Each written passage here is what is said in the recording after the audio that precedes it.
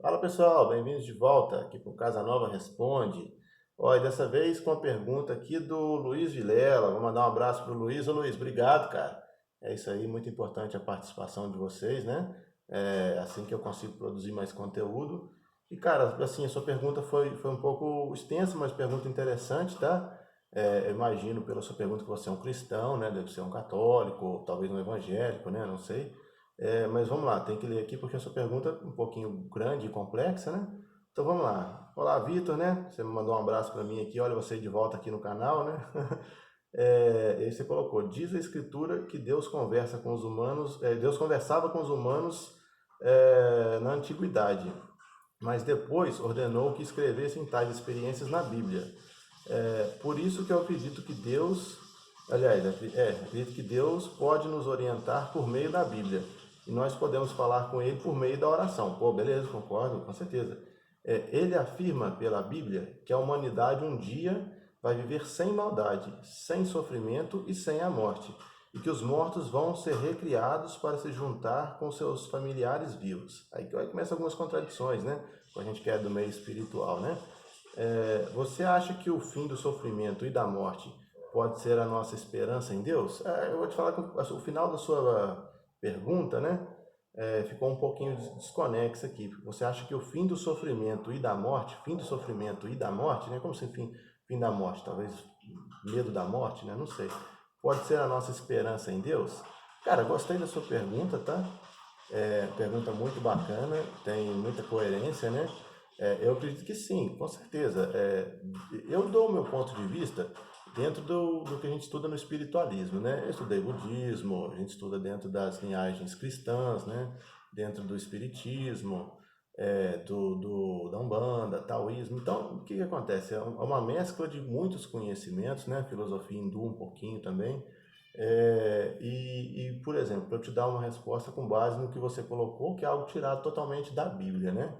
O que que acontece, cara? Sim, concordo com você. Antigamente tinha aquele negócio que Deus falava com o pessoal, né? Falava com os antigos. Inclusive, na Bíblia tem o primeiro relato ali de abdução, né? Os caras vão, fulano foi levado em corpo para não sei aonde, foi mostrado isso, aquilo, né?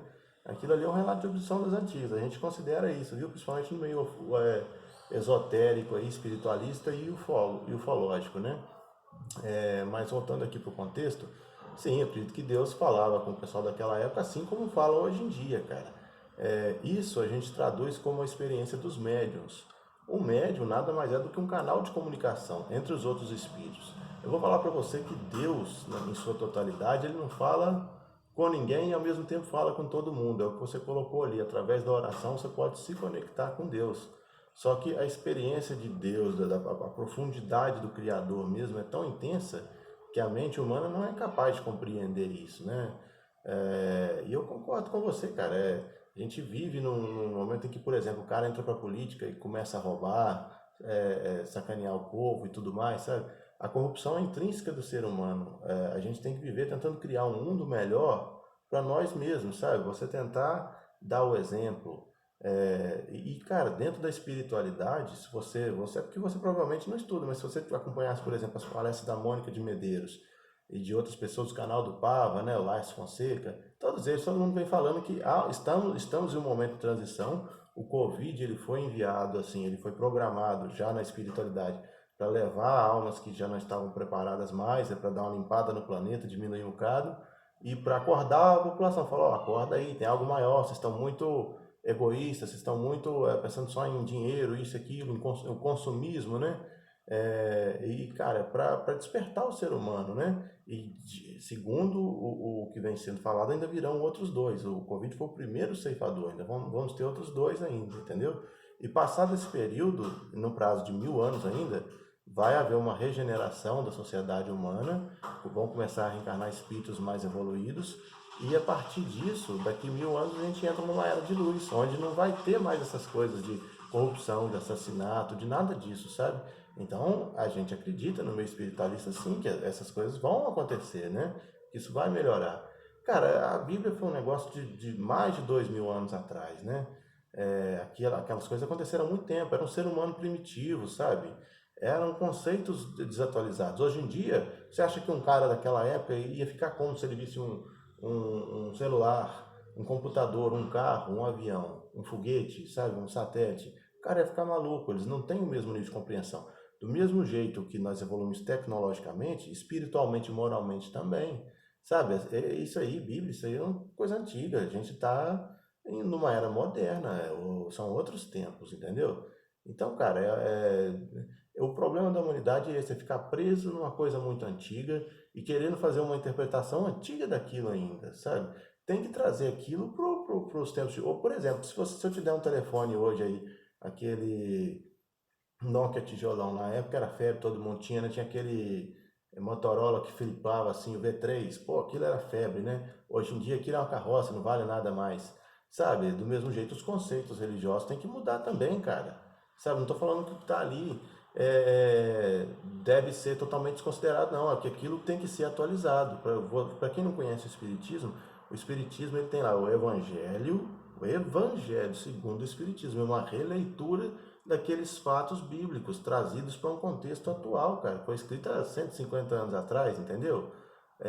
O problema do católico é que o católico não vai atrás para entender assim, por exemplo, você falou do sofrimento ali. Pô, Buda pregava as 4 novas verdades. Ele dizia que o problema do ser humano está no sofrimento.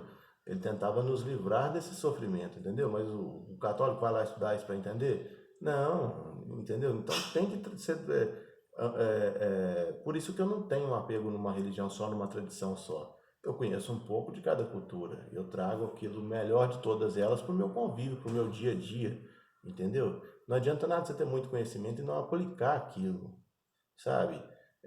Então, assim, gostei muito da sua pergunta, tá? Eu agradeço aí pela sua participação. Espero que você faça mais perguntas como essa, porque proporcionam que a gente possa estar fazendo uma reflexão, tá tendo um bate-papo agora aqui, né? Quem sabe, ó, talvez mês que vem vai ter encontro do Templo Mahá, né?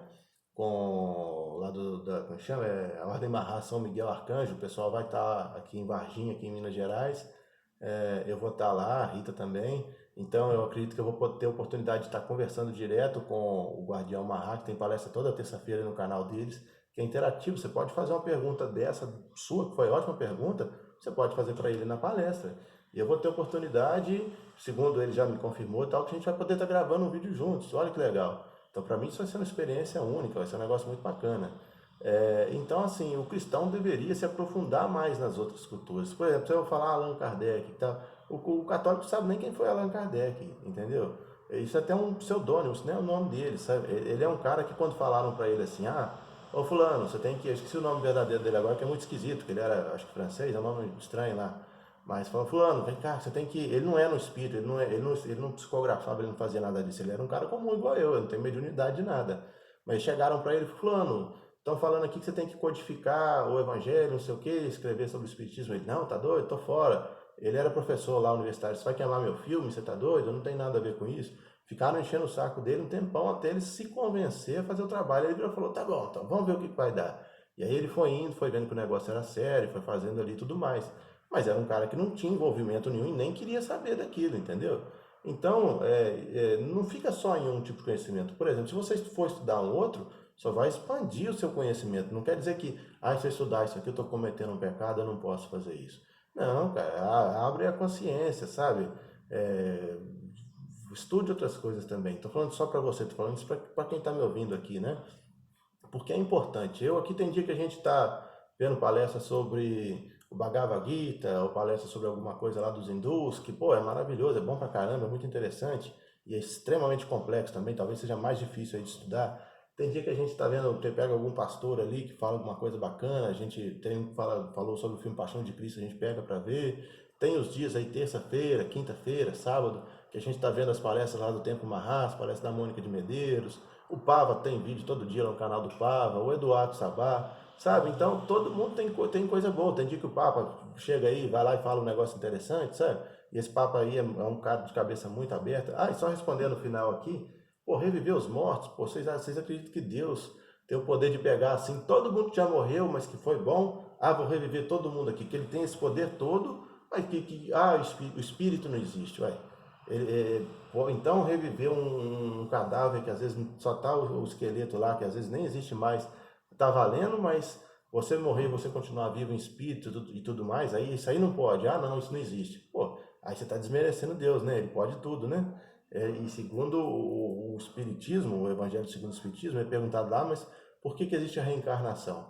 Pela perfeição de Deus, cara, não é nem a perfeição, não, a bondade de Deus é tanta que ele permite que você reencarne num novo corpo, numa nova vida, se esquecendo dos erros que você cometeu no passado, como uma nova oportunidade de você corrigir aqueles erros e não cometê-los de novo. Por que você acha que nasce um cara, às vezes, paralítico, lá, um paraplégico, um cego? Ah, que Deus não gostava dele, coitado, deixa nascer o cego ali. Não. Ele pode ter cegado alguém numa outra vida, ou ter sido alguém que cometeu, por exemplo, um asmático. Um asmático podia ser um cachaceiro, um fumante. Então ele já vem com essa doença para que ele se livre daquele vício, sabe?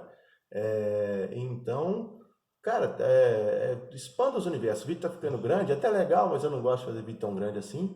Mas é isso aí, foi bacana. Tem mais perguntas para responder. Tem pergunta do Breno lá. Acho que o Breno foi um comentário, né? Tô vendo o pessoal malhando aí o testemunho de Jeová, cara. Pô, coitado dos caras. Faz isso não, pô. Eu não quero. Tem um comentário aí que já tá com uns 10, 15 lá, assim, em cima, o pessoal descendo malho neles. Não vão fazer isso não, pô. Pelo menos eu não conheço nenhum que tenha cometido nada de mal, sabe? É uma galera gente boa e tudo mais, sabe? Pode ser que a organização lá nos Estados Unidos, lá não sei aonde, tenha alguma coisa aí, mas o pessoal no geral não. Então vamos parar com isso, sabe? Vamos pegar no pé da galera, não. Vamos fazer perguntas que, né, tragam uma dúvida, algo construtivo, mas ficar metendo pau nos outros, pô, vamos fazer isso não, pessoal, na boa. Aí vocês violam a lei de que Cristo ensinou, né, que é amar o próximo. Não vamos fazer isso não. Então é isso aí, obrigado, compartilhem o vídeo aí, curtam, um abraço, até a próxima, valeu!